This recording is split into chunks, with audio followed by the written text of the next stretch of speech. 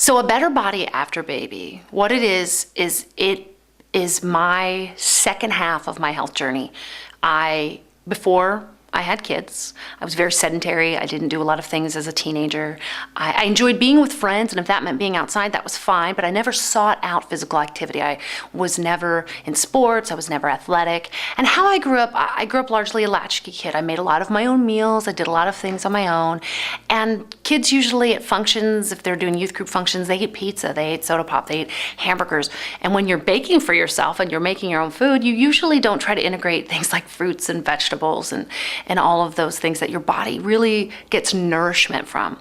So the first half of my journey was before I had a baby, and it took me about 8 years to really figure out what living a real life, eating real food without dieting, without being someone who was in competitive sports or a competitor, what that meant, just real life, every day being healthy.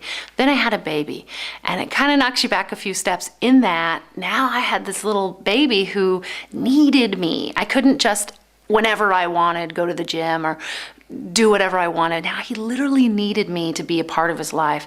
And how I learned that his need for me being his mom, that incorporated my health just as much. So instead of backing away from my health, I actually embraced it even more and just included him with it. So a better body after baby is the idea of whole health, lifestyle health, not a diet, nothing that sets a temporary goal, but every day for the rest of your life having health so that you can pass on a legacy to your kids of health and fitness, because they're going to grow up just, that's what normal is for them.